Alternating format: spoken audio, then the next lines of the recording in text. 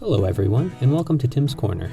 I'm Tim, and in today's video, we are going to be building the diorama you see here. If you're new to the channel, welcome, and consider subscribing if you're interested in content like this. The model we'll be using for this build is a 1/56 scale Tiger 1 tank made by Warlord Games. As this is a budget-friendly build, I'll be using this piece of pine scrap as the base for the diorama. The base is just under 12 inches by 12 inches, which for this scale will work just fine. What I like to do first is give myself a bit of a roadmap by marking out lines for where I'm going to put the landscape. The hard line in the back will be the rise of a knoll, while the dotted lines in the front will represent a dirt road.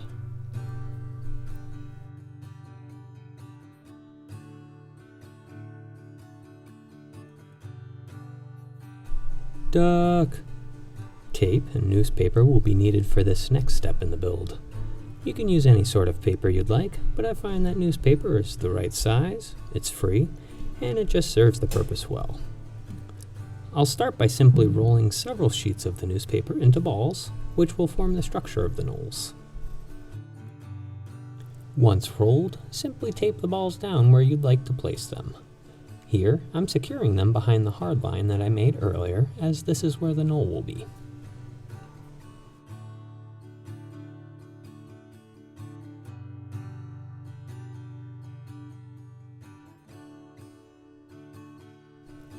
Now that the skeleton is set for the knoll, it's time to cover it over with some plaster cloth. I like to cut my sheets at 6 to 12 inches, as that is a manageable size for me. Once cut, simply dip the cloth into a bin of water for a second or two, and then lay the strip over your newspaper rolls. You will want to completely cover the newspaper rolls, and so I like to layer each new strip around halfway over the old strip. Think of when you're mowing a lawn. You want to overlap each consecutive row for the cleanest result.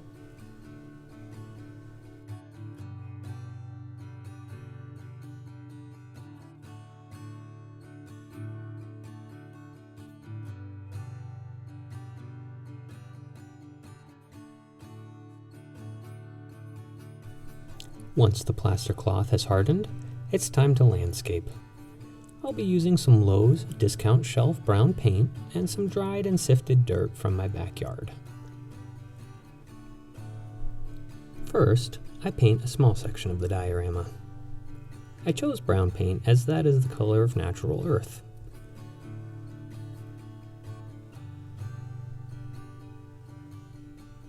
While the paint is still wet, sprinkle some of the dirt over the paint as a first layer. I usually do this with a spoon as it allows more control. Since the paint is still wet, it holds the dirt in place until final adhesion in the next step.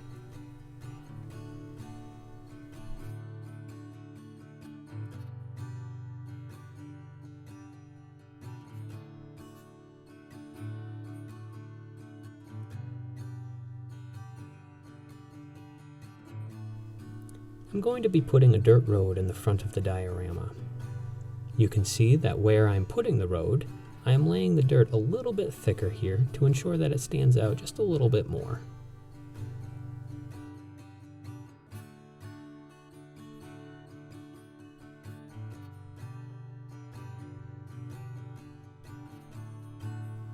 Now it's time to start securing the landscape down with what is called wet water. All this mixture is mostly water mixed with a splash of isopropyl alcohol. Instead of isopropyl alcohol, you can use a few drops of dish soap. Once the landscape is soaked through, it's time to apply a glue spray mixture. This spray is a mixture of 3 or 4 parts water to 1 part glue, mixed with a few drops of dish soap. The wet water we just sprayed will allow the glue spray to sink into the landscape effectively. Without it, the surface tension of the water would prevent the glue from sinking in effectively. While the glue is still wet, I'll sprinkle this Woodland Scenics ground foam cover over most of the base, as this will make up most of the ground cover. You'll notice I'm using the same technique I used with the dirt. I put a little bit on a spoon and gently tap it over the landscape. To get the vertical portions of the knoll covered, all I'm going to do is tip the diorama back. As the glue spray is still wet, it will hold the ground foam in place until we permanently affix it. Oftentimes, you'll think of neat ideas as you're building. If plans change as you're going along, see if they'll work. I thought it would be neat to add a little path here, so I sprinkled on some dirt and it happened to work just fine. Once your first layer is complete, spray some more of the wet water mixture over the entire diorama to bond the ground foam and the glue spray from the step before. At this point, it's nice just to take a step back and admire your work. It's really starting to come together now, and it's almost done. As with a painting, or is it an onion, a diorama is built in layers. Our base layer was set down with the plaster cloth, and then our ground cover brought in some nice color. Now, it's time to add the details that make the diorama really pop. What I'm doing here is putting a broken fence entrance into place.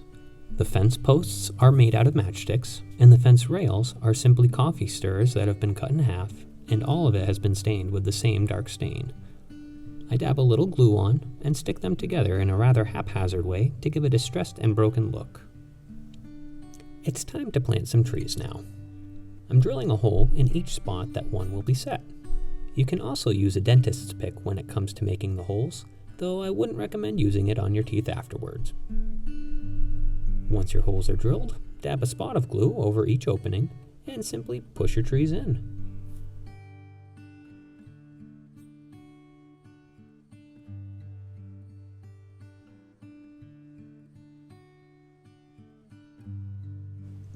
As a side note, it's a good idea to keep your trees in odd-numbered groups or clumps as it gives off a more natural appearance.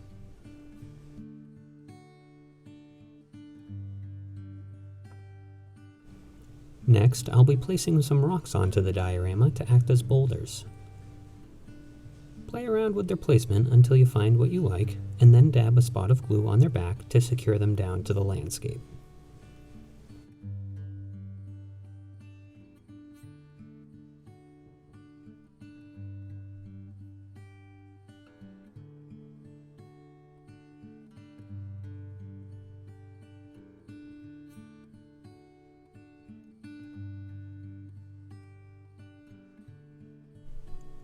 To help the newly set rocks blend in a little better, fill in any unsightly cracks with some sort of dirt or additional ground foam.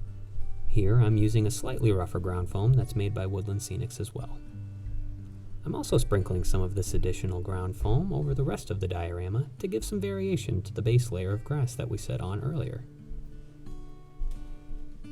To secure this top layer of rough foam, I'm dousing it with wet water once more, and then applying the same glue spray mixture as before, except this time with a booger bulb.